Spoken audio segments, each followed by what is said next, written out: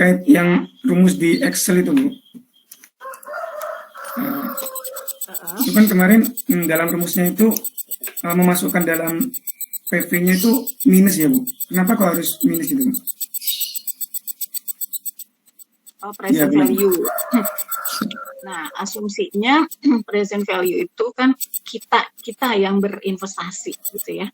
Kita yang mengeluarkan uang sehingga asumsinya minus gitu. Jadi istilahnya cash outflow ya.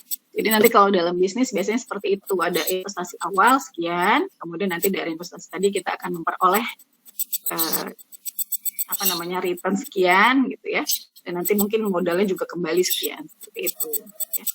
Maka tandanya sering ditulis minus ya. Termasuk juga nanti untuk anuitas payment ya, nanti PMT. Nah nih, kalau kemarin kan PMT selalu 0 ya di rumus Excel, nanti di anuitas yang kita isi justru PMT-nya karena kan berulang ya. Berarti ada payment atau pembayaran secara berkala. Nah, ini pembayarannya juga sifatnya outflow ya, sehingga nanti tandanya juga akan minus ya. Baik, Ini jangan lupa kalau pakai Excel ya, jangan lupa karena nanti bisa salah kalau kita pakai tanda plus, malah kadang error ya, tidak mau dihitung kadang-kadang ya. Terima kasih, Bu. Ada lagi?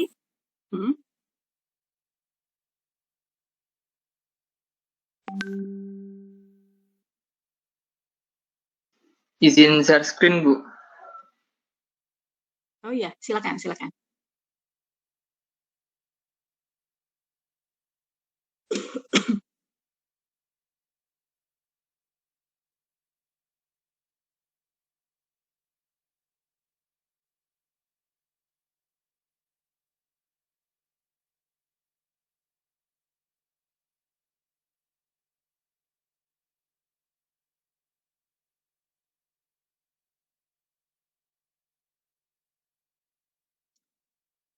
Oke, nah ini chapter 6 ya.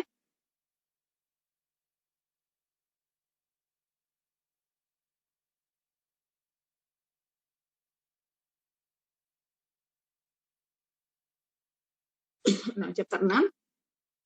Di sini tadi sudah saya sampaikan yang akan dibahas adalah mengenai anuitas ya. Jadi konsepnya sebetulnya sama, nanti kita akan melihat present value ya dan future value, tetapi aliran kasnya saja yang berulang ya, tidak sekali seperti kemarin ya. Nah, kemudian nanti kita juga akan membahas yang namanya perpetuity ya. Ini ketika aliran kas ini tadi terus menerus atau selamanya ya, sehingga tidak ada batas waktunya ya. Ini disebut dengan perpetuity. Nanti akan kita lihat juga contohnya seperti apa ya. Dan yang terakhir nanti kita akan melihat kompleks cash flow stream ya. Nah, kalau yang kompleks ini dia sudah campuran ya.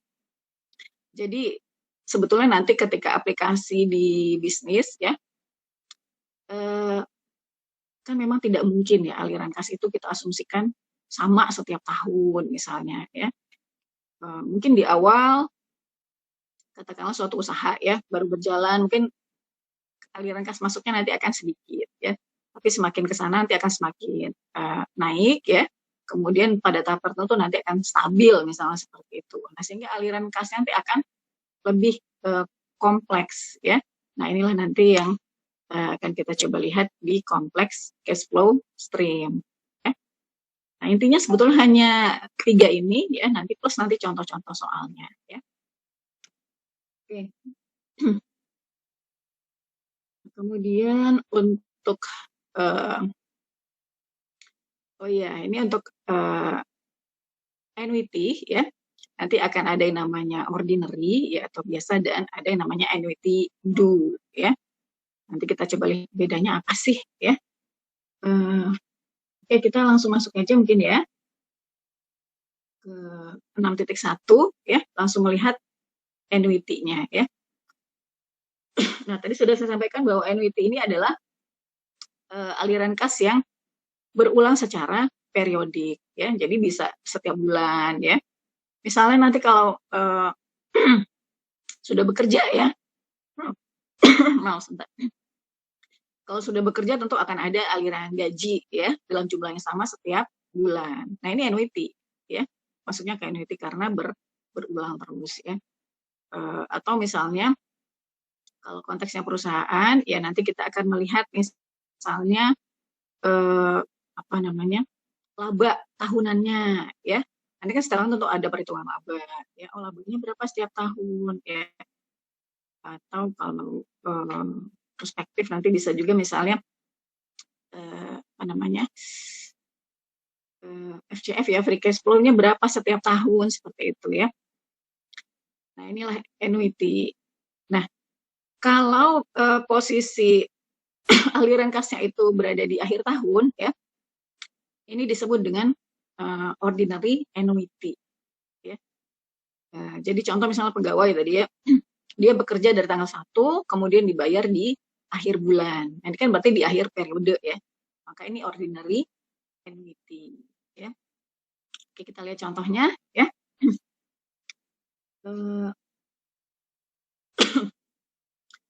Berapa jumlah uang yang terakumulasi ya pada akhir tahun ke-10 kalau kita mendepositkan dana sebesar $3.000 setiap tahun ya. Nah, ini berarti selama 10 tahun tadi akan ada aliran dana sebanyak 10 kali ya karena dia per tahun ya.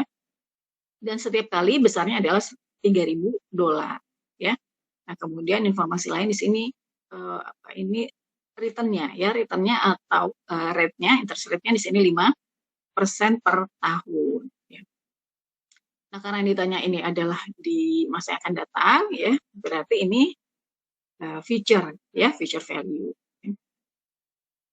Nah, kita coba lihat untuk ordinary annuity ya rumusnya. Nah, di sini future value sama dengan PMT. Nah, ini PMT itu payment ya. Dikali 1 tambah I pangkat N kurang 1 per I. Ya. Nah, PMT tadi paymentnya berarti yang $3.000 ya. Kemudian I tadi yang 5% ya. N-nya tadi 10 tahun. Nah, ini tinggal dimasukkan ke rumus ya seperti kemarin. Nanti akan dapat angka di slide berikutnya bisa dilihat ya. 37740 ya. 37740. Nah, bisa juga kita hitung pakai financial calculator atau Excel ya. Ini angkanya sedikit berbeda ya, kadang seperti itu ya. Kalau kita menghitung manual ya dengan pakai Excel kadang angkanya berbeda. Tidak apa-apa ya. Biasanya berbeda di ujung belakang ya. Kalau di depan biasanya sama. Jadi tidak masalah ya. Nah, ini kalau pakai Excel 37733. Nah, perhatikan di sini dari rumus Excel-nya ya. Future value rate-nya kita isi 0,05 ya, 5%. Kemudian N-nya 10. Nah, kemudian PMT ya, yang 3.000 tadi itu PMT. Jangan lupa pakai tanda minus ya, min 3.000. Nah, PV-nya ada nggak? Oh, nggak ada di sini ya. Yang ada hanya PMT. Nah, kalau annuity ya, maka yang kita isi adalah PMT karena dia berulang. Berulang berarti payment ini tadi ya secara terus menerus ya. Oke, nah ini sehingga hasilnya 37733. Nah, oke, sekarang kita coba lihat ya contoh gambaran garis waktu untuk annuity yang ordinary ya. Nah, ini ada dari contoh dari tahun 0 sampai tahun 5 ya. Nah, kalau kemarin ya, PV itu kan posisinya di tahun 0 ya. Nah, tetapi karena di sini kita bicara ordinary annuity ya, maka payment pertama ya karena dia di akhir tahun, maka kita letakkan di tahun 1 ya. Nah, artinya pembayarannya sebetulnya di akhir tahun pertama ya, di akhir tahun ini ya. Tempat kita berpijak sekarang adalah 0 ya. Kemudian 1 tahun kemudian nah tentu kita masukkan di tahun 1 ya. Nah, di sini contoh berapa nih angkanya? 5.000 ya. $5.000 ya. Kemudian payment kedua itu adalah di tahun 2 ya, $5.000 lagi, kemudian tahun 3, 4, 5. Ya, jadi ada 5 kali ya. Nah, mengukur future value-nya bagaimana? Nah, ini kalau kita pakai single ya. kita tarik garis ke tahun 5. Ya. Nah, sehingga kalau payment pertama, ya, tahun 1 ke tahun 5 jaraknya berapa? Ya.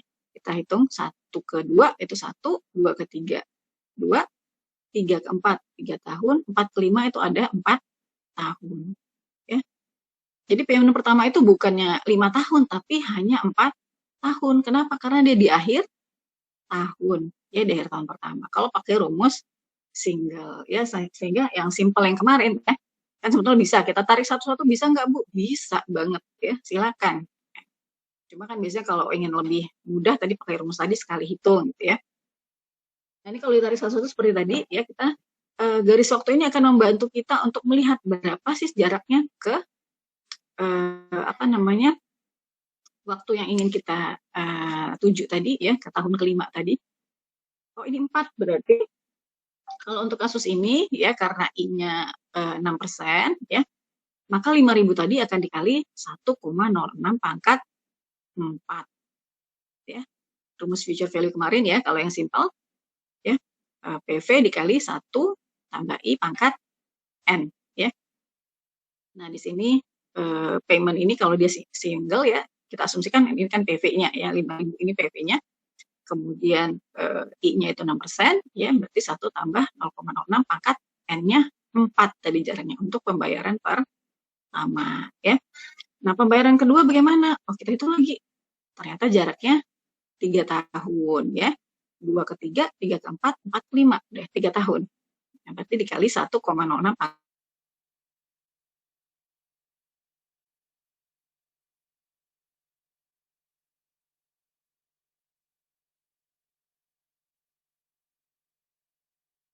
ya.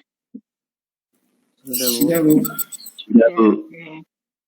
Oke, nah itu tadi untuk tahun kedua, ya, payment tahun kedua. Kemudian nih.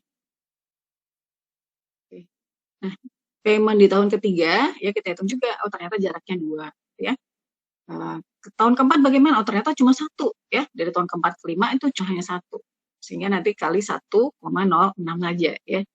Di tahun kelima bagaimana? Karena pembayarannya di akhir tahun, ya, maka 5.000 di akhir tahun kelima itu, ya, angkanya tetap 5.000, ya, tidak berubah.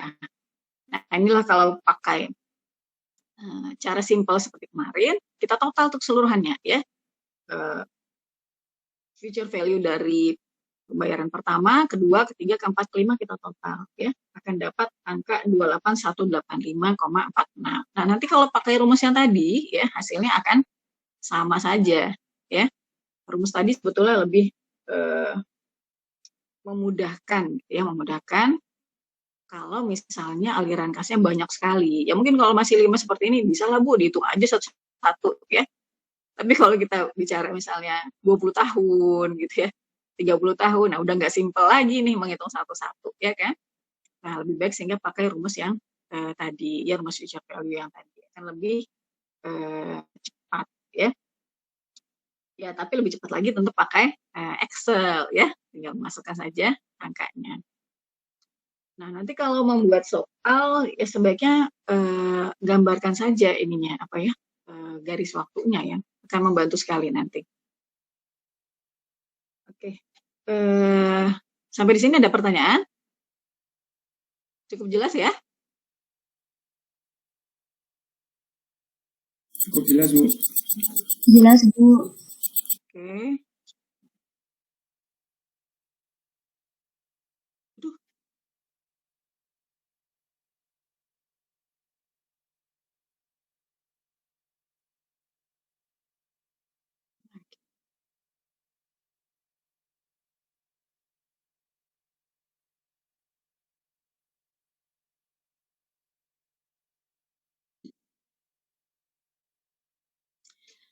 Oke, saya kok keluar lagi, ya. Ya udah nggak apa-apa. Oke, sekarang kita lanjut, ya. Nah kalau tadi kan bicara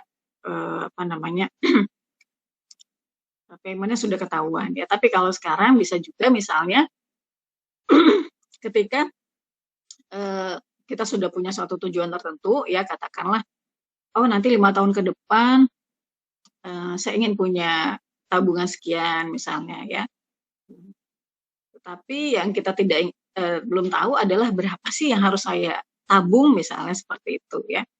Nah ini dengan asumsi I-nya sudah ketahuan ya, rate-nya sudah ketahuan. Oh saya ingin invest kira-kira di misalnya di mana ya, di obligasi pemerintah misalnya ya, rate-nya 6%, jangka waktunya 5 tahun ya.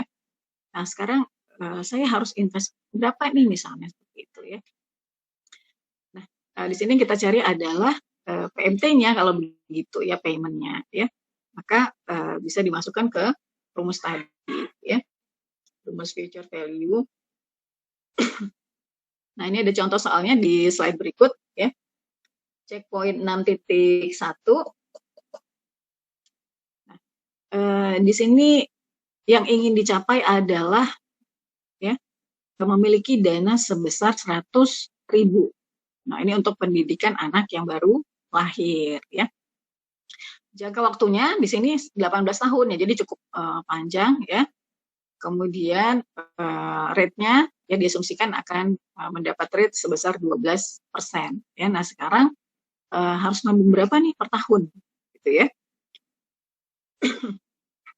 Nah kita coba lihat ya gambaran garis waktunya ya, dari tahun 0 sampai tahun ke-18. Nah payment-nya tadi dimulai ingat di tahun 1 ya, tahun 1, 2, 3 dan seterusnya sampai tahun 12 ya. I-nya 12%, kemudian tadi future value-nya sudah ketahuan ya, 100.000, dan jangka waktunya tadi sudah 18 ya, bukan 12 ya, 18 tahun ya. Sekarang ditanya payment-nya pakai rumus future value tadi ya, bisa kita masukkan angkanya. Untuk future value-nya tadi sudah ketahuan 100.000 ya, kemudian masukkan I-nya dan N-nya ya. Nah, nanti bisa diselesaikan pakai matematika ya. Kalau masih mencari payment ya, mungkin masih mudah ya. Biasanya agak ribet itu kalau mencari N gitu ya. Biasanya N paling sulit karena N itu pangkat ya, agak lebih rumit ya. Tapi kalau masih payment masih bisa kita lakukan dengan rumus future value ini tadi ya. Ini masukkan seperti tadi akan ketemu ya. Kemudian pakai Excel juga bisa ya. Silakan pakai rumus PMT ya, masukkan angka-angka yang sudah kita ketahui. Nah ini untuk rate yang tadi 0,12, kemudian N-nya 18, nah, PV-nya 0 ya, yang kita ketahui adalah future value-nya 100.000 ya, maka akan ketemu angka 1.793 ya. Nah jadi untuk mencapai $100.000 ya dalam jangka waktu 18 tahun, maka itu perlu menabung sebesar 1.793 per tahun ya, setiap tahun. Nah biasanya semakin lama jangka waktu kita menabung ya, maka akan semakin ringan sebetulnya ya, dana yang harus kita sisihkan biasanya seperti itu ya. Sehingga nanti misal ya, nah, ini semua nanti bekerja sebagai PNS enggak ya? Atau saya lupa nih kalau angkatan ini. Atau nanti diserahkan ke masing-masing gitu? Atau harus menjadi PNS? Memilih Bu, tapi nanti penempatannya masih belum tentu, ditentukan sama lembaga. Tapi pasti ASN sih Bu katanya Bu. Boleh nggak? Oh enggak, saya nggak mau jadi PNS, saya mau cari kerja sendiri, boleh? Tetap yang wajib itu Bu, wajib mengabdi itu Bu, wajib sampai berapa tahun itu Bu. Oh tetap wajib ya. Nah ini kalau PNS mungkin tidak terlalu memikirkan pensiun ya, karena kan nanti dapat pensiun kira-kira gitu ya. Nah tapi kalau yang di swasta ya kadang-kadang kan tergantung kebijakan perusahaannya ya. Mungkin ada perusahaan yang memang menyediakan gitu ya tabungan nanti untuk pensiun, tapi ada juga yang mungkin yang tidak ya. Nah sehingga masing-masing tentu perlu memikirkan nanti misalnya, oh nanti kalau sudah saya tidak bekerja lagi ya sudah pensiun, berarti saya harus punya dana ya. Karena kan tidak ada penghasilan lagi nanti ya kalau sudah pensiun, harus ada dana untuk kehidupan lah ya. Walaupun bisa jadi nanti kan bisa tinggal sama anak segala macamnya, tapi kan tentu pasti masing-masing ingin juga gitu ya tetap punya pegangan lah gitu ya untuk kebutuhan sehari-hari. Nah ini biasanya bisa menggunakan cara seperti ini ya. Dan pensiun itu juga sama konsepnya ya. Biasanya dananya nanti akan disisihkan setiap bulan ya, kemudian diinvestasikan ya. Nah nanti hasil dari pengelolaan dana ini tadilah yang nanti akan dikembalikan ke si pegawai masing-masing ya, untuk nanti dimanfaatkan ya ketika masa pensiun. Nah perhitungan juga seperti ini ya, akan seperti ini. Nah ini nanti tergantung dari masing-masing ya, ingin menyisihkan berapa sih ya. Mungkin kalau dari pemberi kerjaannya misalnya hanya sekian, saya inginnya nanti lebih gitu ya. Kalau horizon waktunya masih panjang sekali ya, tentu yang ingin kita capai juga angkanya harus tinggi ya. Soalnya ya bayangkan saja dalam jangka waktu, anggaplah ya saya waktu masih tingkat 2 dulu ya, itu kan sudah dekat CPNS ya. Nah itu gaji saya masih ingat tuh baru dibayar 80%, yaitu 88.000 gitu ya. Nah bandingkan dengan gaji saat ini ya pegawai negeri ya misalnya, itu kan sudah berkali-kali lipat ya. Nggak ada pegawai saat ini yang gajinya 88.000, mana ada ya. Mau pegawai swasta, mau buruh, nggak ada pembantu pun gitu ya, nggak ada yang gajinya 81 bulan. Jadi ini dalam horizon waktu sekitar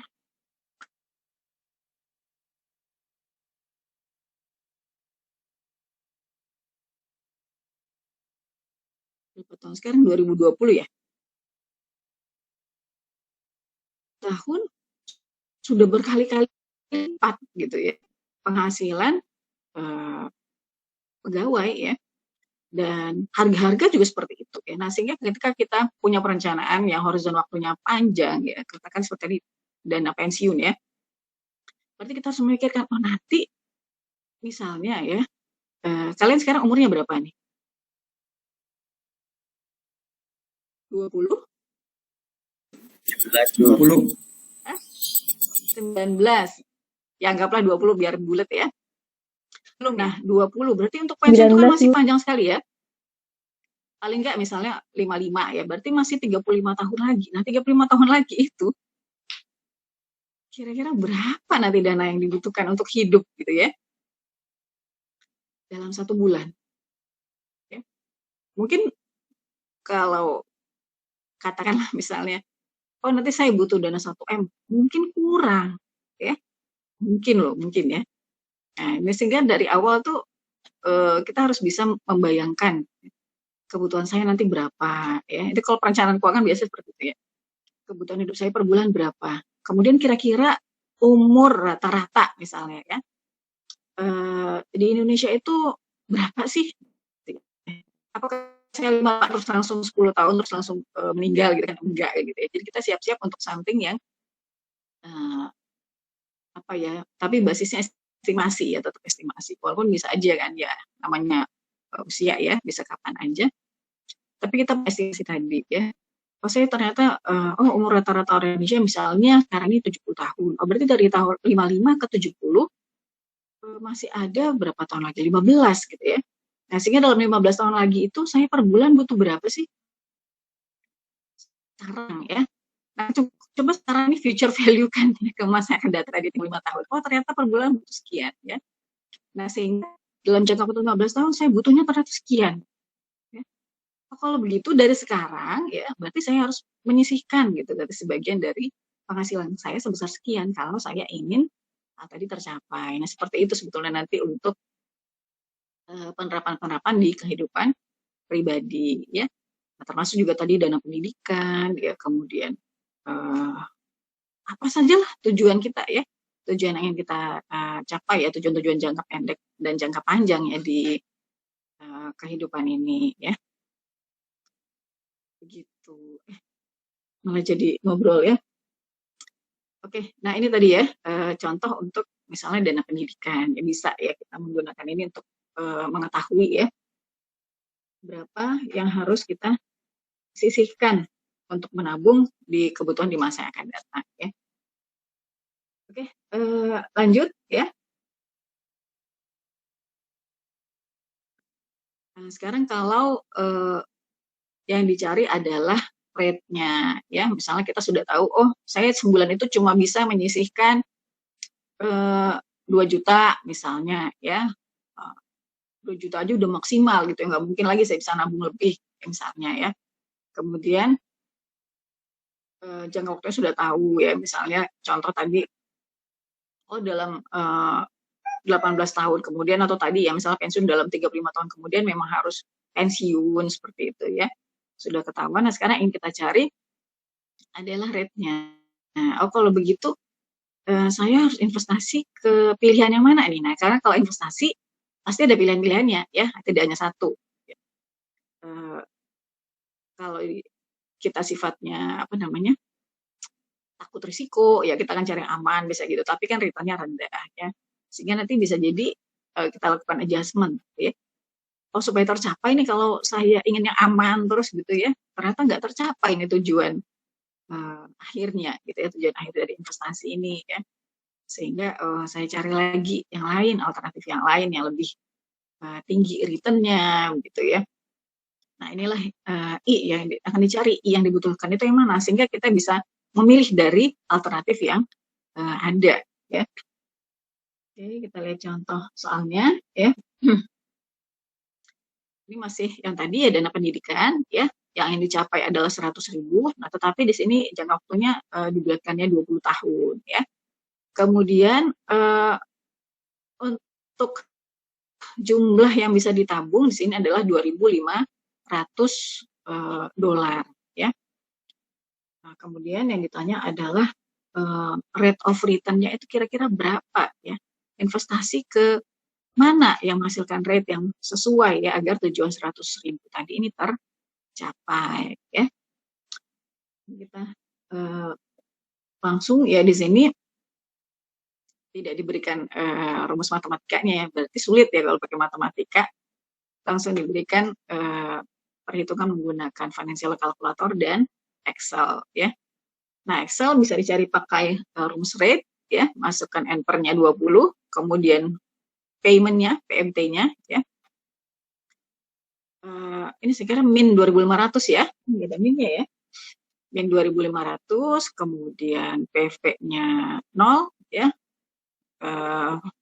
FV-nya 100.000 ya.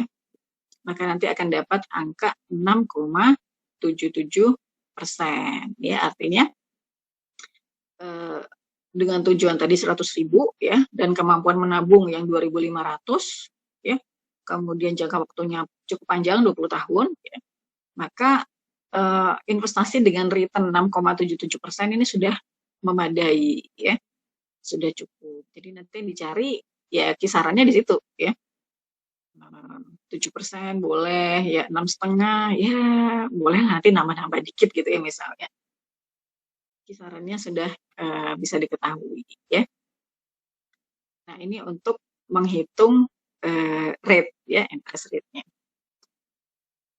Oke, nah kemudian bagaimana kalau N-nya ya?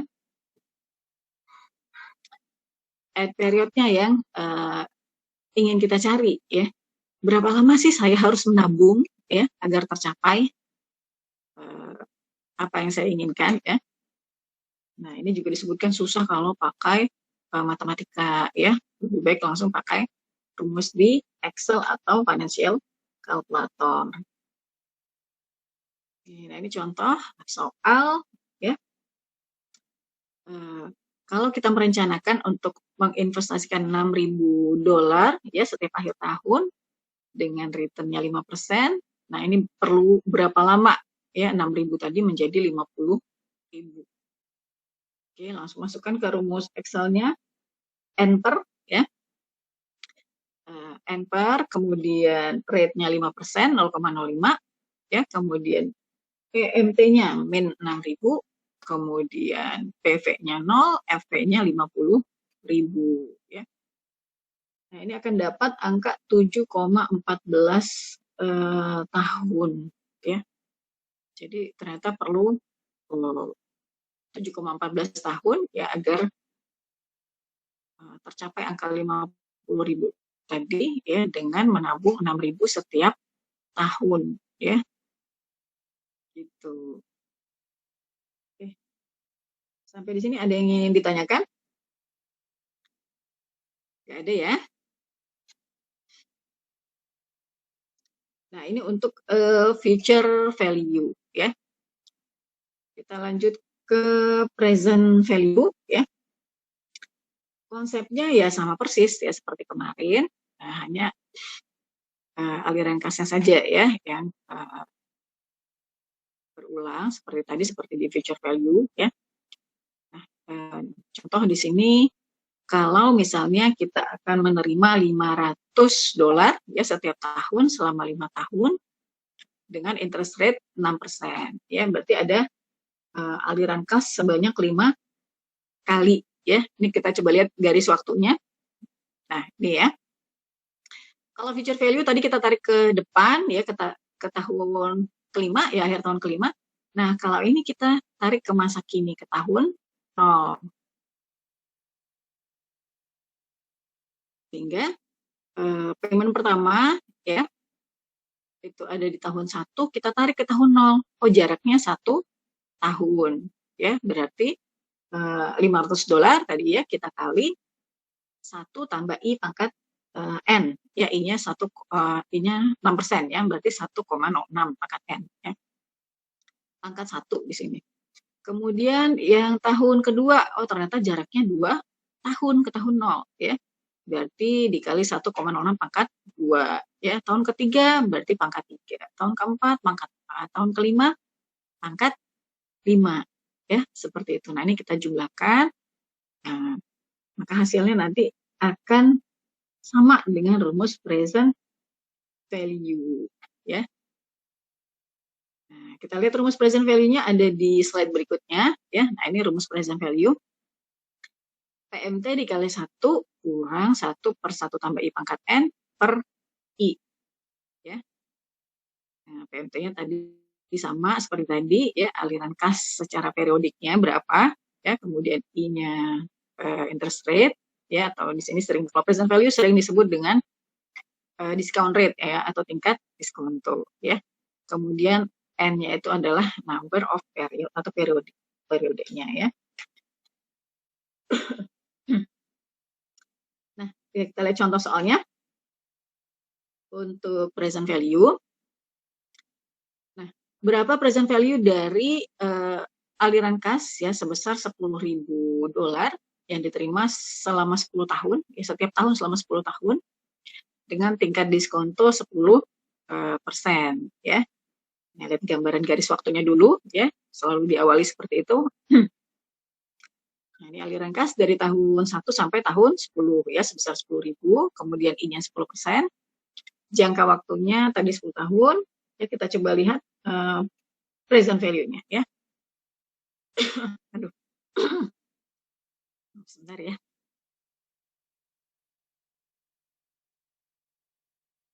Saya dari tadi kok batuk. Oke, masukkan ke rumus ya.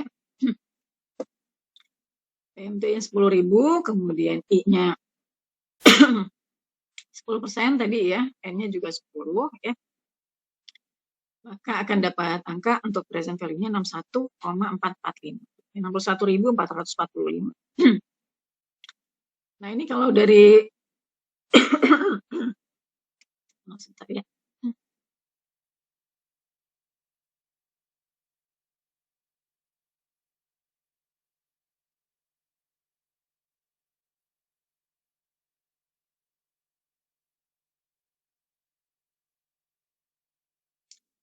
Aduh. Oke. Kalau sekilas kita lihat ya, mendapatkan 10.000 10 tahun gitu ya.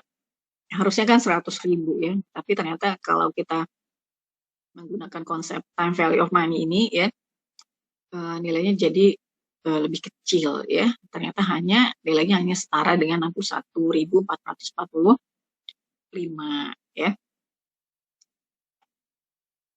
Oke, nah ini pakai Excel juga bisa, sama seperti tadi ya, Excel dan Financial Calculator. Hasilnya cukup sama ya kalau yang ini. Kemudian, nah ini apa namanya, lamsam itu 1 kali pembayaran ya. Kemarin kan juga untuk PNS tuh sempat dipikirkan ya, bahwa pensiunnya itu cukup sekali aja dikasih gitu ya. Nah itu lamsam istilahnya ya. Karena pemerintah mungkin berat juga ya kalau lamsam itu saya kira pakai asumsi ya, artinya tadi ya ada umur rata-rata orang Indonesia itu berapa ya.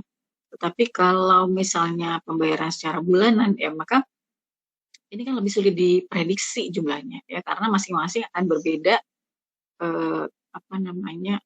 masa hidupnya ya. Maksudnya pemerintah waktu itu kan sempat memikirkan bagaimana kalau dikasihnya lamsam aja di pensiun ya, sekali begitu pensiun dikasih ya. Nah ini seperti ini ya, lamsam itu sebetulnya present value dari perkiraan jumlah yang akan dibayarkan ya kepada setiap pegawai yang sudah pensiun ya, seperti ini contohnya ya. Nah ini kalau kita membandingkan nanti ada saya kira ya contoh soal yang membandingkan antara lebih baik lamsam sekarang dengan nilai sekian ya, atau nanti lebih baik pembayaran setiap tahun dan seterusnya ya. Untuk penerapannya seperti itu. Oke, sekarang masuk ke amortized loan ya. Nah, untuk amortized loan ini adalah jumlah pinjaman ya yang dibayar dilunasi dengan jumlah yang sama setiap periode ya. Contoh kalau ini kita beli rumah ya, kemudian beli mobil ya, itu lewat lembaga keuangan ya, pinjaman. Nah, maka nanti kita akan diminta untuk membayar angsuran ya setiap bulan sih biasanya ya, setiap bulan. Nah, ini jumlahnya sama ya setiap bulan, sehingga tentu masuk ke dalam annuity ya, annuity karena dia berulang pada jumlah yang sama ya. Oke, nah ini contoh di sini pinjaman untuk pembelian furniture ya. Nah, besarnya adalah $6.000, kemudian interest rate-nya 15%, dan dibayar selama 4 tahun. Cuma pembayarannya di sini tahunan ya, untuk lebih simple ya, contohnya adalah tahunan. Nah, sekarang kita diminta untuk menentukan annual payment-nya ya, berapa pembayaran setiap tahun, kemudian juga amortization table-nya ya, tabel untuk amortisasinya. Nah, biasanya kalau untuk pembayaran nanti angsuran itu sudah terdiri dari bunga ya, pembayaran bunga dan pelunasan sebagian dari pokok utang gitu ya. Sehingga nanti komponennya ketika di tabel amortisasi akan kita pisahkan ya. Nah, ini untuk payment-nya sendiri ya, bisa kita hitung di sini contohnya pakai financial calculator ya, tapi pakai Excel juga bisa ya. Seperti biasa tadi masukkan ke rumus PMT ya. Rate-nya 15%, kemudian N-nya 4 tahun, PV-nya min 6.000, kemudian future value-nya tidak ada ya.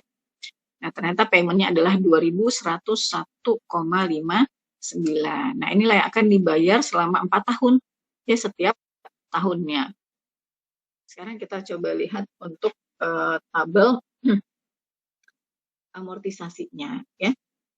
Nah, di sini tahun pertama ya, pokok pinjaman adalah 6.000 ya, pokok pinjaman 6.000, kemudian tadi pembayaran angsuran ini akan sama terus ya selama 4 tahun sebesar 2.101,59 ya. dari 2.101,59 ini sebesar 900 ini merupakan pembayaran interest ya. 900 dari mana? Nah, ini tadi pokok pinjamannya 6.000 ya, 6.000 dikali rate-nya 15%. Ya, maka dapat angka 900. Nah, sehingga pelunasan pokoknya ya tentu adalah sisanya ya. Jadi 2.101,59 tadi dibagi menjadi 2, 900 itu untuk pembayaran bunganya. Sisanya adalah 1.201,59. Ini adalah untuk pelunasan pokok utang ya. Nah, sehingga di kolom terakhir bisa kita hitung berapa sekarang saldo dari pokok utang ya. Tentu 6.000 dikurang dengan pembayaran pokok utang ya. Di sini ternyata dapat angka 4798. Nah, inilah yang kemudian menjadi pokok utang di awal tahun kedua ya. Nah, begitu seterusnya di tahun kedua kita hitung lagi ya.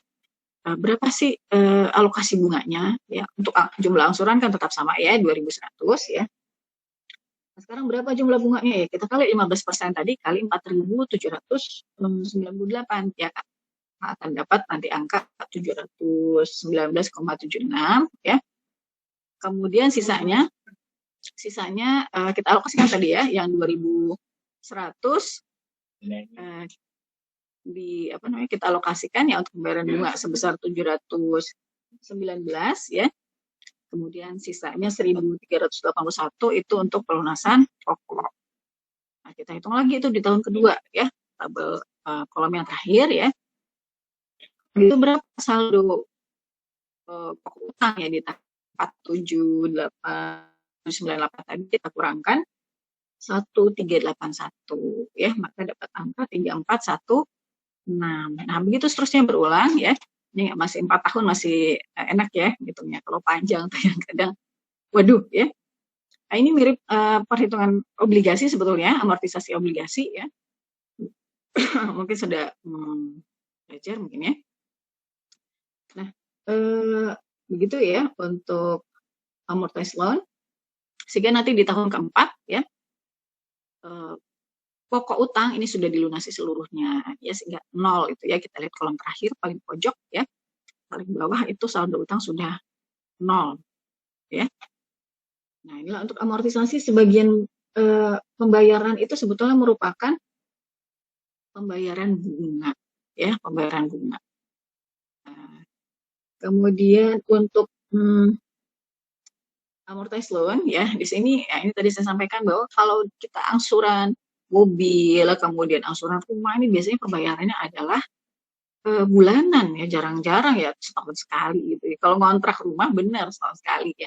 Tapi kalau beli rumah ya lewat cicilan pasti sebulan sekali ya, karena penghasilan pegawai ya. Nah, ini biasanya kan bulanan ya, sehingga biasanya ditentukan sekian persen maksimal ya, misalnya 30% dari penghasilan gajinya per bulan, take home pay-nya ya, take home pay per bulan ya. Nah, sehingga bulanan biasanya pembayaran. Nah, kalau bulanan bagaimana ya, nanti kita ubah ya N-nya ya ke 12 ya, menjadi 12. Kemudian nanti jangan lupa interest rate-nya juga berarti harus disesuaikan ya, dibagi dengan 12 ya. Oke, sekarang kita lihat contoh ya, menentukan outstanding balance dari suatu pinjaman. Nah, ini ya, ada suatu pinjaman sebesar $300.000 ya, jangka waktunya 30 tahun ya, ini mortgage-nya 30 tahun, kemudian annual interest rate-nya 8% ya, dengan pembayaran bulanan. Ini angka yang tadi sebenarnya 2.201,29 ya. Nah, sampai saat ini ternyata sudah dibayar selama 15 tahun. Ya, jadi sudah setengah jalan sebetulnya ya. Nah, karena tadi bulanan ya, berarti 15 ini tentu harus kita kali dengan 12 bulan ya, berarti 180 bulan ya. Jadi selama 15 tahun sudah dibayar sebanyak 180 kali pembayaran ya, angsuran. Nah, sekarang sisanya masih setengahnya ya, berarti masih 180 kali pembayaran lagi ya. Nah, ini barulah nanti utangnya lunas ya. Sekarang yang ditanyakan, karena sudah dibayar selama 15 tahun, ya berapa sekarang outstanding balance-nya dari pinjaman tersebut? Ya, berapa sih? Ya masih sisa gitu ya. Kalau ingin dilunasi, kan boleh ya biasanya. Nah, ini kalau kita nanti pinjaman ke apa namanya untuk beli rumah, beli mobil boleh kalau ingin dilunasi lebih cepat. Ya, tapi biasanya ada ininya juga ya. Ada kalau terlalu cepat juga ada penaltinya biasanya. Ini kita gambarkan garis waktunya ya. Dari tahun 0, nah ini karena periodenya ya yang panjang tadi dan kebetulan pembayarannya juga setiap bulan ya. Nah, sehingga 180 sampai 180 ya, 180 kali. Nah, sebesar 2.201 ya. Karena ini bulanan, jangan lupa rate-nya ya tadi kan 8%. Nah, ini kita bagi tentunya kita ubah menjadi per bulannya bagi dengan 12 ya. Oke, kemudian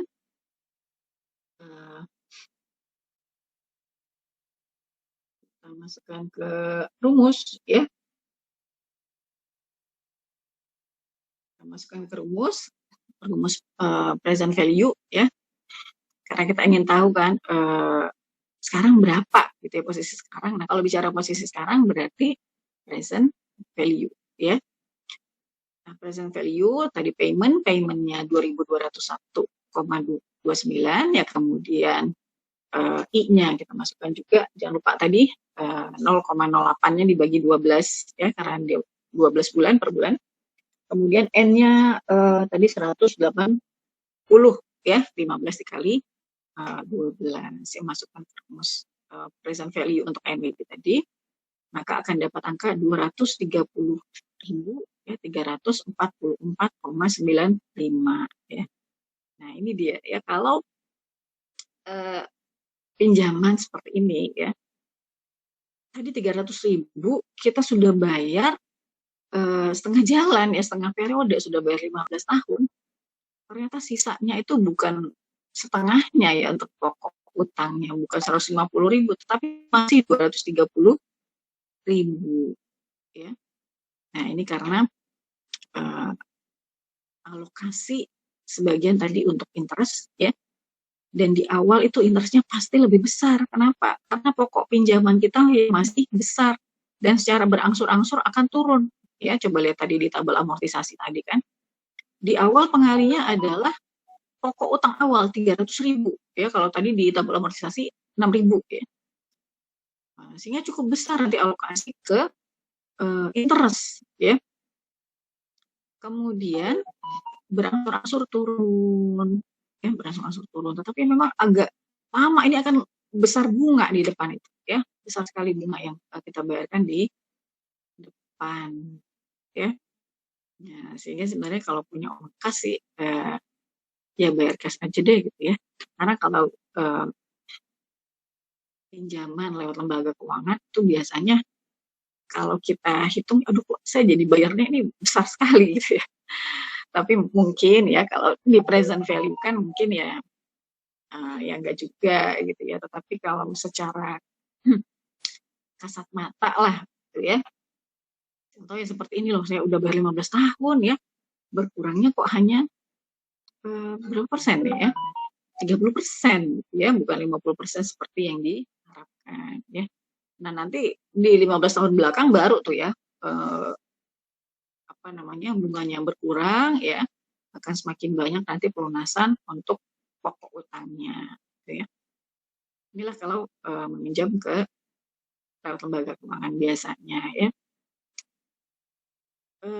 Nah, sehingga keuntungan lembaga keuangan itu memang kan dari bunga ini tadi ya, bunga itu ya, kelebihan dari pembayaran pokok ya. Sebentar ya.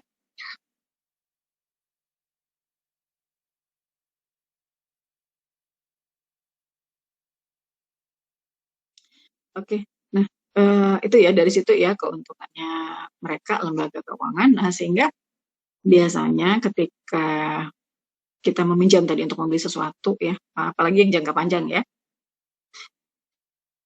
seperti rumah gitu ya, yang jangka waktunya bisa 15 ya 10 kalau dulu hanya 10 15 tapi kalau sekarang sepertinya bisa lebih lama lagi ya 20 25. Kalau di Malaysia memang jangka panjang biasanya mereka ya bisa 30 tahun gitu ya. Sampai pensiun bisa diangsur rumah ya, dan kendaraan juga bisa lama kalau di sana ya. Sehingga masyarakatnya begitu ya, dibuat mampu untuk membeli kendaraan lewat kredit ya. Nah, jangka waktunya panjang seperti itu ya, biasanya lembaga keuangan itu akan membuat tadi semacam penalti ya kalau dibayarnya cepat ya, atau donasi cepat. Kadang katakanlah kita punya rezeki ya, baru 2 tahun, oh sudah ada nih sebetulnya uangnya, ya dilunasi biasanya diberikan penalti ya. Kenapa? Karena mereka tadi sudah memprediksi ya akan mendapatkan keuntungan yang berupa bunga. Tadi ternyata nggak jadi kan gitu ya. Kemudian juga sering juga ada persyaratan juga, misalnya tidak kena penalti itu kalau sudah sekian tahun ya.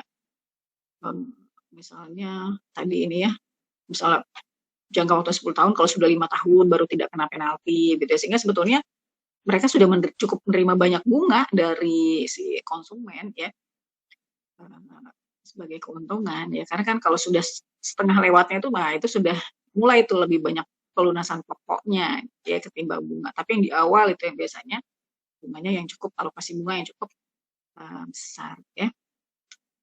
Nah ini untuk mortgage ya.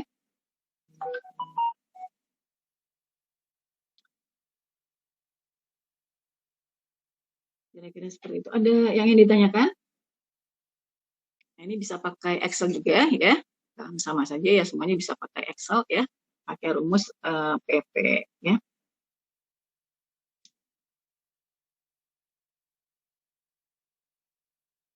Izin bertanya, Bu. Ya. Berarti ini konsepnya masih sama ya Bu, kayak yang payment tadi ya Bu? Yang Iya, sama. Konsepnya sama. Ya, yang dicari ya itu ya present value dari keseluruhan pembayaran gitu ya. Sama. Makanya nanti kalau penerapan itu ya bisa bermacam-macam. Nanti paling enak sih makin gambarkan garis waktu ya. Kalau kita gambarkan garis waktu kan kelihatan tuh, ini nyari apa sih sebenarnya gitu ya. Saya posisinya di mana, yang ditanya itu yang di mana, kemudian aliran kasnya kapan aja ya, itu akan kelihatan kalau kita gambarkan garis waktu ya. Jadi jangan bingung ya, nanti soalnya bisa tentang apa aja gitu ya. Ya tadi bisa dana pendidikan, bisa pensiun ya, nanti bisa campuran, misalnya saya punya beberapa tujuan gitu misalnya ya, mau liburan lah, mau apalah, nah kemudian nabung begini-begini gitu ya, ada pilihan ini. Nah itu kan jadi bingung kan ya, kalau sudah banyak itu kan bingung ya. Kalau masih simple satu masalah mungkin mudah ya, tapi kalau sudah soalnya kok banyak informasinya ya, kita bingung ya. Nah makanya coba gambarkan garis waktu tadi ya, ini apa gitu ya, nanti kan kelihatan, oh maksudnya begini gitu ya. Jadi kita tahu ini nyari present value atau future value, atau kadang bisa di tahun mana aja lagi gitu ya, kadang-kadang ya. Bisa ditanya ntar di tahun kesekian ini bagaimana gitu misalnya. Oh ya, kalau sudah gambar garis waktu kan, oh iya berarti ini saya tarik ke sini gitu kan. Lebih memudahkan nanti. Baik, terima kasih Bu. Ya. Oke, nah ini tadi untuk ordinary annuity ya. Jadi pembayarannya di akhir periode ya. Nah, sekarang kita coba lihat untuk annuity due ya. Annuity due ini pembayarannya di awal periode ya. Contoh bayar kos ya. Bayar kos kan nggak bisa ya. Nanti aja Bu, saya bayarnya nanti kalau udah setahun misalnya gitu ya. Atau bayar kontrak rumah, nggak mungkin juga kita minta gitu ya. Nanti di akhir tahun saya bayar, kabur-kabur orangnya, ini boro-boro begitu ya, malah kita diminta deposit biasanya ya. Udah bayar kontrak tahun ini, diminta deposit lagi gitu ya. Nah ini adalah annuity due, jadi bayarnya di depan ya, bukan di belakang tapi di depan. Nah bedanya apa? Nah ini sebetulnya kalau digambar garis waktunya akan kelihatan ya. Kalau tadi payment itu dimulai di tahun 1 ya, katakanlah tadi 5 tahun ya, 0, 1, 2, 3, 4, 5. Nah, kalau annuity due berarti payment-nya itu di tahun 0. Ya, jadi tahun 0, tahun 1, 2, 3, 4. Ya. Jadi kalau ada 5 kali pembayaran, bukan sampai tahun 5, tapi tahun 0, 1, 2, 3, 4. Ya. Nah, sehingga nanti rumusnya akan sedikit berbeda ya dengan ordinary annuity tadi. Ya. Kenapa? Karena kalau contoh yang future value ya. Kalau yang future value tadi di tahun terakhir ya, pembayaran di tahun terakhir itu angkanya akan sama persis ya, karena dia misalnya tadi 5 tahun. Di akhir tahun kelima kita deposit 5.000. Berapa nilainya di tahun kelima? Ya 5.000 ya. Karena memang tidak ada penambahan lagi ya, persis di akhir tahun. Nah, tetapi kalau annuity due, pembayaran kelima itu ada di tahun keempat ya. Akibatnya berapa nilainya di tahun kelima? Ada tambahan 1 tahun ya, berarti nanti dia akan dikali 1 tambah I pangkat 1 gitu ya. Nah, ini kalau digambar enak nih sebenarnya ya. Kebetulan nggak ada garis waktunya nih di slide ya. Nah, seperti itu nanti coba digambarkan sendiri ya. Mulainya dari tahun 0, 1, 2, 3, 4 sehingga kalau kita tarik, nah ini sebetulnya masing-masing akan nambah 1 periode ya. Contoh payment pertama tadi di tahun 0 ya untuk annuity due. Sementara tadi kalau ordinary tahun 1. Nah, berarti kan berjarak ada tambahan 1 tahun ya. Nah, sehingga di sini rumusnya kita lihat ya. Untuk future value ya yang annuity due adalah PMT dikali 1 tambah I pangkat N kurang 1 per I.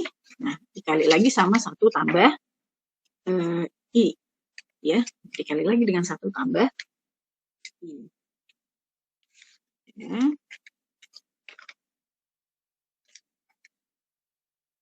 Nah, jadi ada tambahan tadi 1 tahun. Nah, 1 tambah I inilah tambahan 1 tahun untuk masing-masing aliran kas ya. Nah, kemudian kalau present value-nya bagaimana ya? Kalau present value-nya juga sama ya posisinya. Kita mulai dari tahun 0 ya. Jadi tahun 0, 1, 2, 3, 4 ya aliran kasnya. Nah, sehingga present value untuk payment pertama, katakanlah payment pertama tadi 5.000. Berapa? Ya 5.000. Tidak akan lebih kecil ya.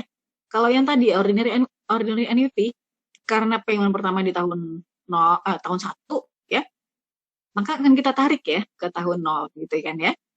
Nah, sehingga biasanya nilainya kurang dari 5.000. Ya. Nah, sehingga present value kalau pakai annuity due ini akan lebih besar, lebih tinggi dibanding kalau pakai ordinary annuity ya. Konsepnya sama seperti tadi ya. Pokoknya gambarkan di garis waktu itu akan kelihatan ya. Nah, ini ditarik kemana ya, berapa jaraknya. Nah, sehingga rumusnya untuk present value ya. Di sini adalah PMT kali 1 kurang 1 per 1 tambah I pangkat N bagi I. Nah, sama seperti future value tadi kita tambahkan dikali 1 tambah I ya. Kali 1 tambah I. Oke. Rumusnya sama, hanya tambahkan lagi 1 periode lah begitu ya. 1 tambah I itu tambahan untuk 1 periode untuk masing-masing aliran kas ya. Karena posisinya yang berubah tadi semuanya maju ya, maju 1 tahun. Oke, nanti kita coba latihan soal aja ya. Nanti kalau latihan soal tolong digambar garis waktunya ya, biar untuk memudahkan sekalian latihan nanti ya. Oke, lanjut ke perpetuity ya. Nah, ini perpetuity tadi merupakan aliran kas yang terus-menerus selamanya ya. Jadi tidak ada jangka waktu jatuh tempo. Ya, contoh misalnya dividen ya, di sini yang sering diberikan contoh adalah dividen ya.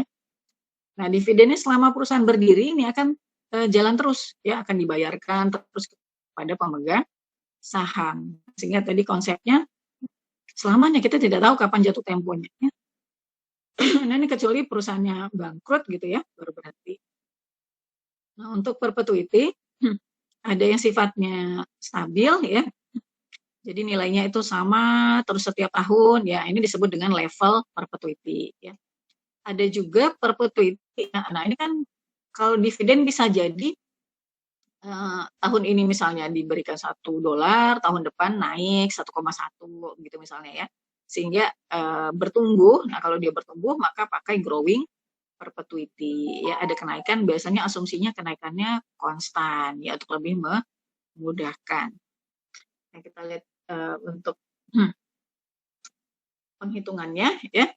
Nah, di sini rumusnya present value sama dengan untuk yang level ya, untuk yang konstan ya, yang tetap ya setiap tahunnya, PMT dibagi I ya. Nah, PMT ini pembayaran dividennya ya. Kalau contohnya dividen ya pembayaran dividennya jumlahnya tetap. Kemudian I-nya ini adalah tingkat diskonto atau interest rate. Ya. Nah, ini contoh soalnya di checkpoint 6.4 ya. Berapa present value dari aliran kas ya $90.000 yang dibayar setiap tahun ya. Ini dengan tingkat diskonto 9%. Nah, ini asumsinya tadi ini perpetuity ya. Perpetuity berarti nanti untuk garis waktunya ya, yang paling akhir titik-titik aja ya, karena tidak tahu sampai kapan kan ya. Titik-titik saja. Nah, ini 90.000 setiap tahun ya.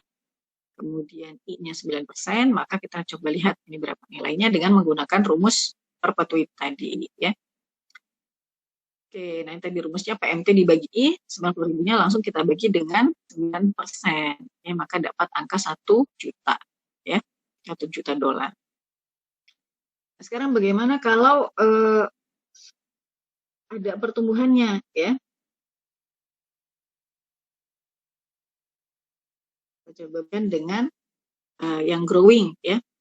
Nah, kalau dia growing ya, maka I-nya ini kita kurangkan dulu dengan pertumbuhannya atau G-nya ya, growth-nya. Ya, sehingga kalau seperti ini kira-kira present value-nya lebih kecil atau lebih besar? Besar. Lebih besar ya, lebih besar karena pembaginya ini akan menjadi lebih kecil ya, karena dikurangkan dulu dengan growth-nya ya. Oke, kita lihat contohnya. Ini masih yang tadi ya, checkpoint 6.5. Contoh yang tadi ya, pembayaran 90.000 setiap tahun, kemudian rate-nya 5% ya. Oh, maaf. Ini pertumbuhannya 5% ya.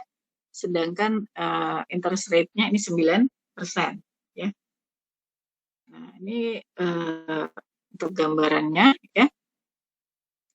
Nah, ini 90.000 ya. Kita lihat di tahun kedua ini akan tumbuh ya, tumbuh 5%. Maka 90.000 dikali 1,05. Nah, itu sejatinya seperti itu ya. Di tahun ketiga nanti tumbuh lagi 5% lagi ya. Berarti dikali 1,05 pangkat 2 dan seterusnya ya. Nah, ini kita pakai rumus yang tadi ya. Untuk PMT-nya 90.000, kemudian I-nya 9% dan G-nya 5% ya. Maka present value-nya menjadi 2.250.000 ya. Nah, nanti ini akan belajar nanti ya di manajemen keuangan 2 terkait dividen nanti ya. Apa saja yang mempengaruhi ya. Oh, ternyata growth itu mempengaruhi ya. Oke, nah itu untuk contoh dari perpetuity ya. Sekarang bagian yang terakhir ya. Ini adalah kompleks cash flow stream. Baik, sampai yang tadi ada yang ingin ditanyakan?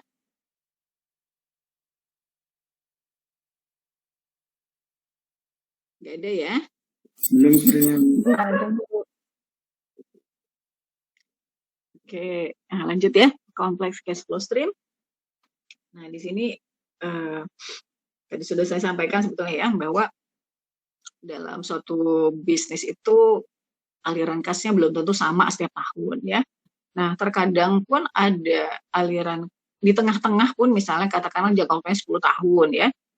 Bisa jadi di awal kita investasi, berarti ada cash outflow ya. Kemudian di tahun pertama, kedua aliran cash masuk tapi sedikit. Ya ternyata di tahun ketiga kita perlu perbaikan katakanlah atau renovasi misalnya ya. Atau di tahun kelima perlu renovasi dan sebagainya. Ada cash outflow lagi seperti itu ya, sehingga aliran kasnya ini kompleks ya. Nah, sekarang kita coba lihat ya salah satu contoh di sini ya, garis waktu dari aliran kas yang beragam ya. Nah, ini di tahun 1 ya, ini annuity ordinary lah anggap ya, ordinary annuity. Di tahun 1 ada aliran kas 500 ya positif. Kemudian di tahun kedua 200, nah ini kan angkanya beda ya. Kemudian di tahun ketiga negatif 400 ya. Nah kalau seperti ini ya, maka masing-masing akan kita present value-kan, ini kalau yang ditanya present value ya, akan kita present value-kan menggunakan rumus yang simple ya, rumus yang di chapter 5 kemarin, minggu kemarin ya. Silakan satu-satu saja tarik kalau angkanya berbeda-beda ya, karena tidak mungkin menggunakan rumus NWP ya. Nah, tetapi mulai tahun keempat sampai tahun ke-10 ya, ternyata angkanya sama. Di sini $500 setiap tahun ya. Nah, inilah dari tahun keempat sampai tahun ke-10 inilah bisa kita gunakan rumus annuity. Nah, caranya bagaimana? Kita present value-kan dulu ya, pakai rumus ordinary ya. Kalau pakai ordinary berarti tahun 0 di sini tahun keberapa? Kalau untuk menghitung aliran kas yang 500 ya. Tahun 0-nya berarti di mana? 4 nggak sih? Tahun keempat atau tahun ketiga? 3, Bu, 3. Tahun ketiga ya. Nah, ini kita tarik ke tahun ke-3 ya, tahun ketiga tarik tuh ya. Seluruh angka yang 500 tarik ke tahun ke-3 menggunakan rumus ordinary annuity ya. Pakai rumus ordinary annuity. Oke, nah dari situ kan sudah dapat tuh ya present value di tahun ke-3, tapi ya dari aliran kas 500 selama berapa tahun itu? 4, 5, 6, 7, 8, 9, 10, 7 tahun ya. Nah, N-nya berarti 7, kemudian I-nya 6, ya, kemudian payment-nya 500. Ini tarik ya, present value ke tahun ketiga. Kemudian dari tahun ketiga, kita tarik ke tahun 0. Ya, tarik ke tahun 0 menggunakan rumus yang simple, yang single yang kemarin ya, yang di chapter 5 ya. Nah, maka akan dapat untuk present value dari $500 tadi selama 7 tahun ya. Akan kita dapatkan berapa present value. Nah, ini kita total dengan present value aliran kas di tahun 1, 2, 3 yang sudah kita hitung masing-masing tadi ya, satu-satu ya. Nah, maka akan dapat nanti total present value-nya berapa ya. Nah, ini kalau aliran kas yang kompleks seperti itu akan seperti ini ya caranya ya. Untuk yang angka yang tidak berulang, kita gunakan rumus yang single sum ya, yang simple. Untuk angka yang berulang, nanti kita gunakan annuity dulu ya. Kalau posisinya di belakang seperti tadi, maka biasanya jadi campuran rumusnya ya, pakai annuity dulu, kemudian nanti baru pakai single sum ya. Nah, kira-kira seperti itu untuk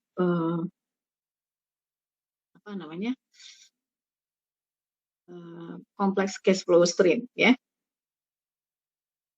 Oke, nah ini ada contoh soalnya juga, checkpoint 6.6 ya.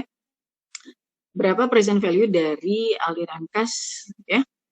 $300 ya setiap akhir tahun dari tahun 1 sampai 5, kemudian tahun ke-6 ada negatif cash flow 600 ya, kemudian di tahun ke-7 sampai 10 di sini ada aliran kas 800 ya setiap tahun. Nah, ini berarti ada ada dua ya, kalau kita gambarkan ini di garis waktunya, ada dua kelompok yang annuity ya, yaitu dari tahun 1 sampai 5 sebesar 300, kemudian 7 sampai 10 itu sebesar 800. Dan di tengah-tengahnya ini ada yang single ya, sendirian ya, min 600. Nah, ini tentu caranya seperti tadi ya. Kalau yang di depan ini gampang ya. 1 sampai 5 berarti pakai rumus ordinary aja langsung ya. Nah, kalau yang single ya, yang satu min 600 pakai rumus single juga ya. Kemudian yang 7 sampai 10, nah ini yang dua tahap tadi ya. Kita present value kan pakai annuity ordinary dulu ya. Kemudian baru kita tarik menggunakan single ke tahun 0 ya. Oke, kita coba lihat perhitungannya.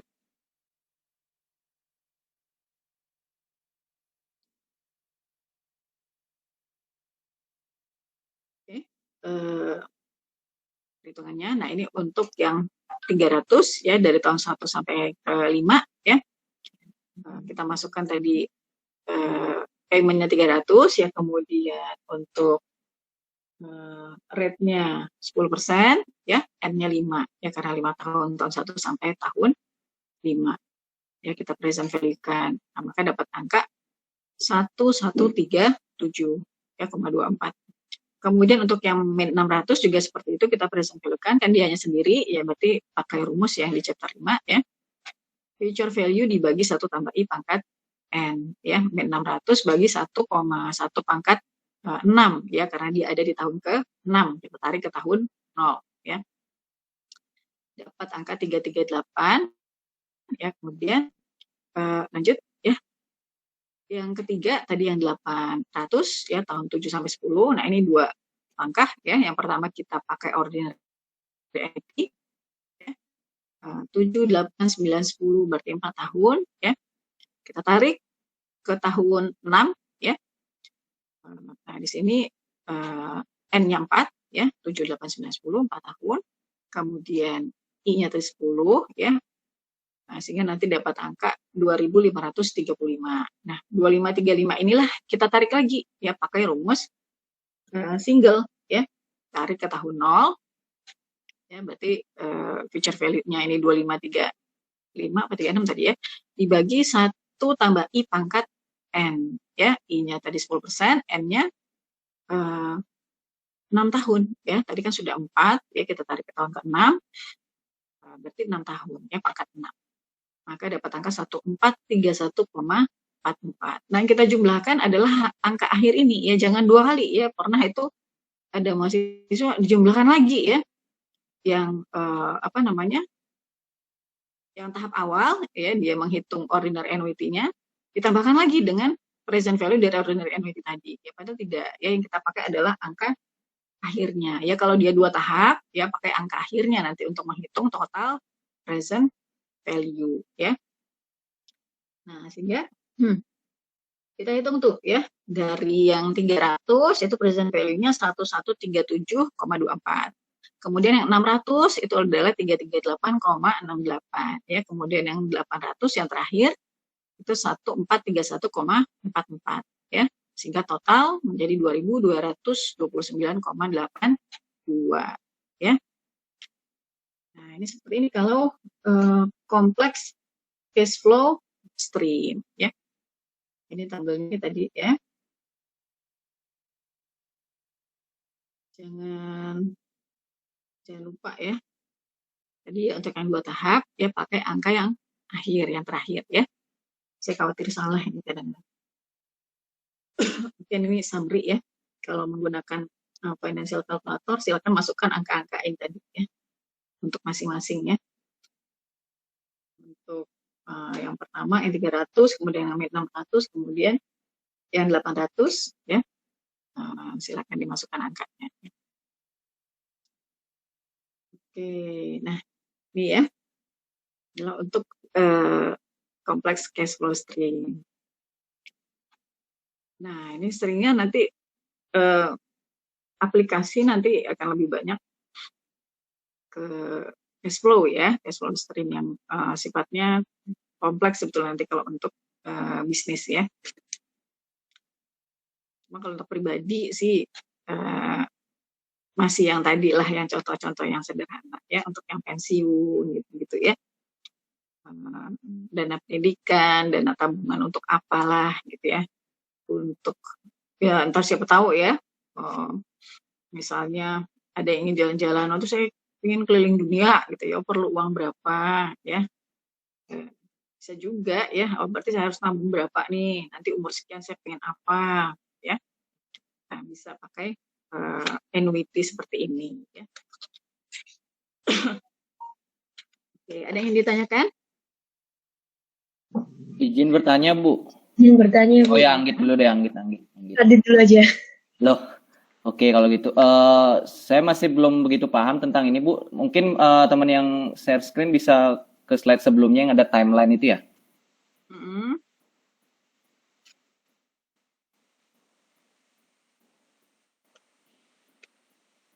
Nah, ini ya, ini. Jadi gini, Bu, kalau kondisi ini saya sudah mengerti maksudnya. Tapi saya pengen ngerubah nih, Bu. Misalnya timelinenya nggak seperti ini. Mungkin di yang harusnya 1 sampai 5 itu hanya untuk tahun pertama gitu aja. Jadi kan hanya tahun pertama. Kemudian ini untuk kotak yang angkanya 6 ini dia jadinya kan untuk tahun 2 sampai ke 6.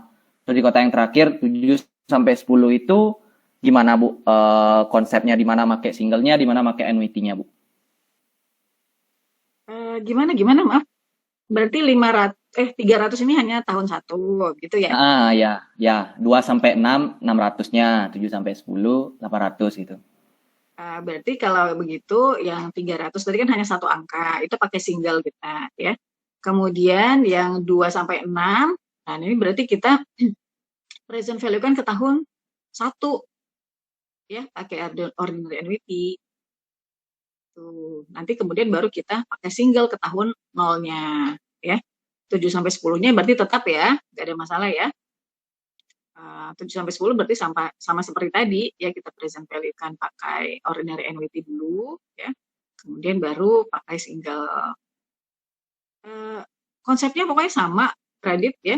Setiap ada angka yang berulang ya, entah itu hanya 2 tahun, kadang-kadang bisa jadi misalnya di tengah-tengah nih, misalnya di tahun 34 aja misalnya, 200 misalnya. Ya ini 200 tadi, kalau mau pakai single silakan satu-satu ditarik, boleh ya. Atau kalau mau pakai rumus ordinary annuity juga bisa ya. Kita present value-kan dulu pakai ordinary ya, ke tahun di depannya biasanya ya. Contoh tadi kan 7 sampai 10 berarti kita tariknya biasanya ke tahun ke-6-nya ya. Tahun ke-6 itu berarti pakai ordinary annuity ya. Baru dari tahun ke-6 kita tarik ke tahun 0 ya. Nah, jadi posisinya dimanapun sebetulnya nggak masalah ya. Apalagi kalau kita sudah gambarkan garis waktunya ya, biasanya akan kelihatan tuh, ini berapa tahun, tarik ke 1 tahun ke depannya, yaitulah tahun 0-nya ya. Kemudian dari tahun itu tadi ya, baru tarik ke tahun 0 sesungguhnya gitu ya, tahun 0 sesungguhnya menggunakan single sum ya, atau rumus simple yang di chapter 5 ya. Biasanya disebutnya single sum ya, saya suka bilang single sum. Oke. Sudah paham belum, Radit? Enaknya nih dicoret-coret ya di papan tulis ya. Iya, Bu, udah paham. Bisa ya. Saya juga biasanya kalau di kelas pasti saya gambar gitu ya di depan, seret gitu ya. Nah, ini gini gitu ya. Cuma ini kan nggak bisa, ya udah ya.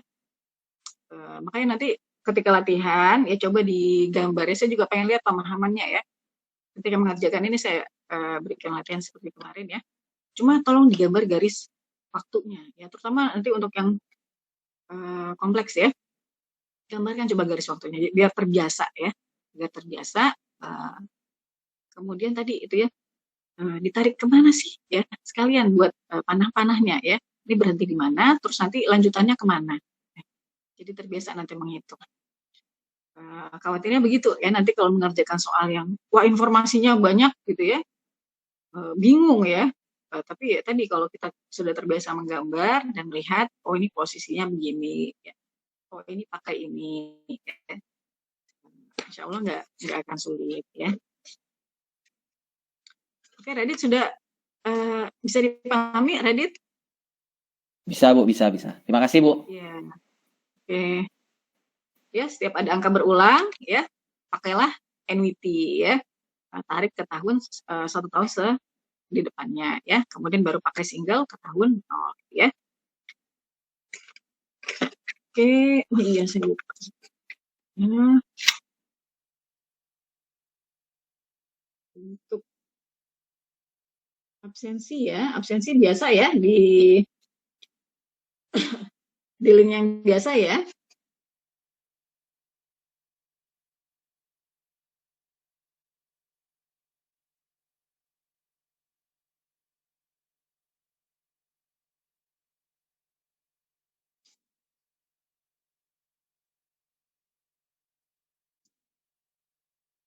Hmm, Tutup mulu suka salah nih.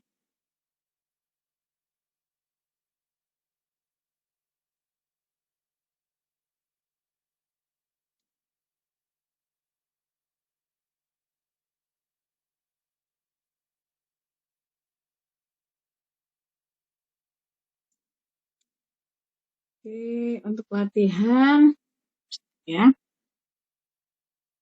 Jadi catatan saya di mana?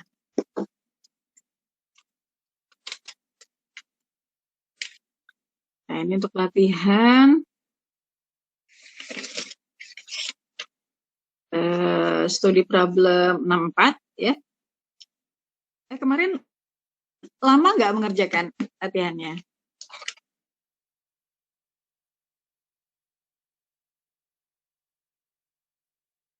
Lama nggak?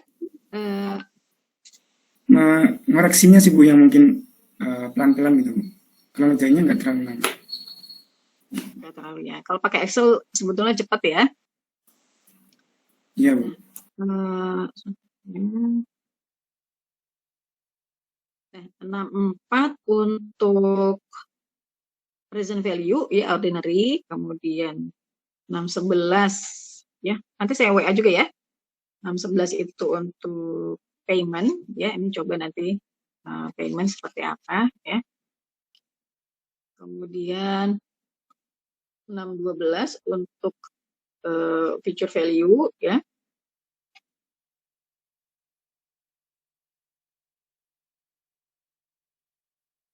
Nah, ini kadang-kadang 612 ya, 612 untuk feature value. Kemudian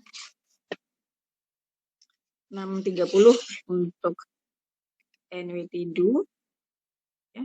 Biar nanti coba ya lihat. Nah, ini nanti gambarkan juga ya untuk NWT do ya.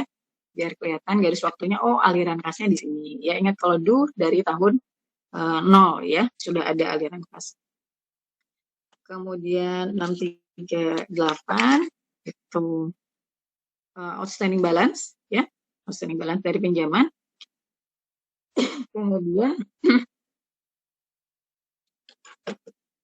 655 untuk kompleks ininya, cash flow streamnya ya.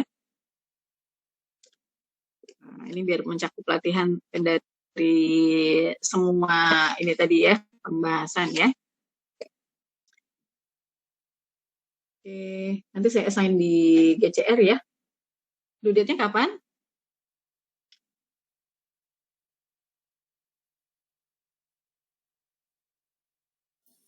Jangan hari ini, Bu. Full, Bu, hari ini kuliahnya. Iya, jadi kapan nih? Makanya saya tawarkan ya. Terserah Bu. Terserah tapi jangan hari ini. Minggu deh, Bu, minggu. Asal jangan bukan hari ini gitu ya. Minggu. Oke, minggu ya. Oke, Bu, makasih, Bu. Iya. 30.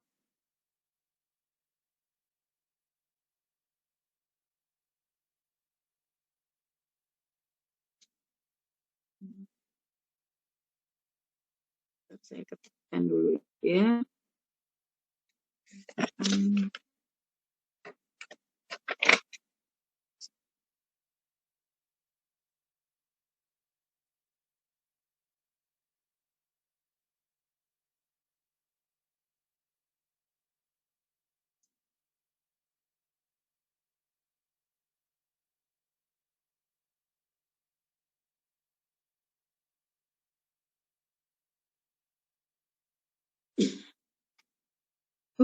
ada salah ketik tuh ya.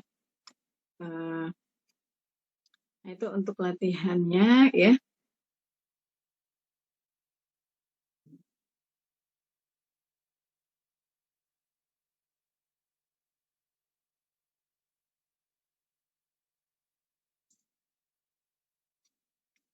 Oke. Nah, masih ada yang ditanyakan? Izin bertanya, Bu. Iya, silakan. Mohon maaf, Bu, saya masih belum paham sama konsepnya. Misalnya tahun, misal kayak tadi tahun 7 sampai tahun ke-10, itu kan harus dihitung ordinary annuity-nya dulu ya, Bu. Baru dihitung lagi ke present value-nya.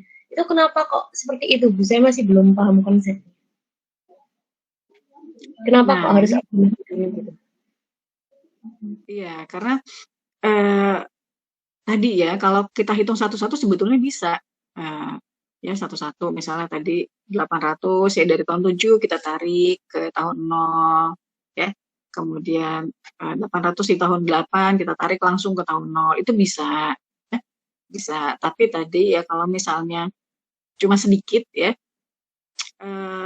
untuk menghindari kesalahan, ya ada tuh mahasiswa, saya pakai single aja Bu semuanya. Misalnya cuma 10 tahun kok ya. Saya pakai single aja semuanya biar nggak salah. Silakan ya. Buat saya nggak masalah, yang penting paham maksudnya ya.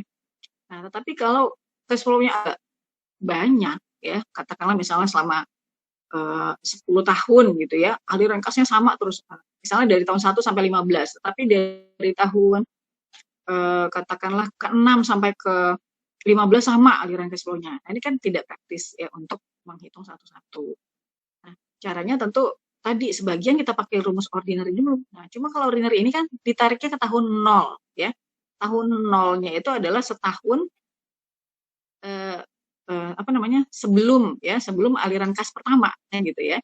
Sehingga kalau dia tadi mulai dari tahun 7 sampai 10, nah berarti kalau kita mau pakai ordinary annuity ya, harus kita tarik ke tahun 6 ya. Karena tahun 6 itulah tahun 0-nya. Tidak bisa langsung kita tarik ke tahun 0 aslinya ya, tahun 0 asli yang ada di garis waktu tadi ya.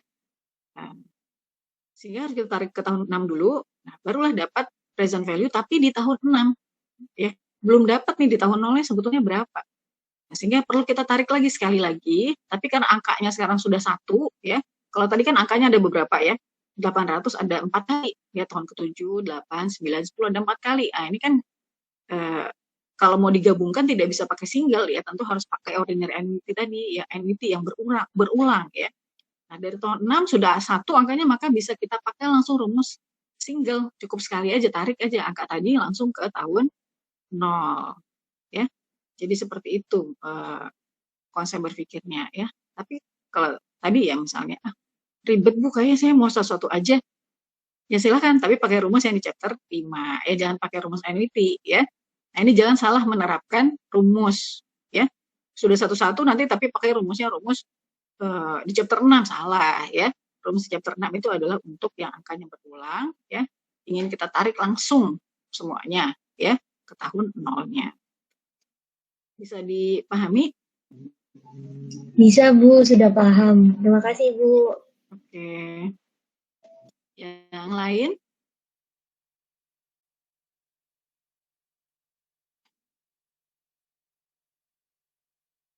Boleh, silakan Radit. Ibu tadi kan bilang untuk apa ya tadi itu ya, yang ada tabel apa ya itu ya, yang ada outstanding outstanding loan kalau nggak salah itu tadi Ibu bilang ada tabelnya itu. Iya. Ibu kan Ibu tadi bilang kalau mau dilunasin sebelum waktunya tuh boleh. Nah, pertanyaannya tuh kapan sebaiknya untuk dilunasi, Bu?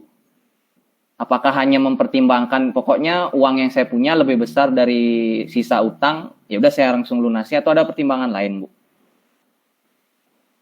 Kalau ini individu masing-masing ya, ada yang seperti itu. Kadang-kadang kalau sudah punya dananya, ya ngapain kita harus membayar bunga lagi ke bank kan gitu ya.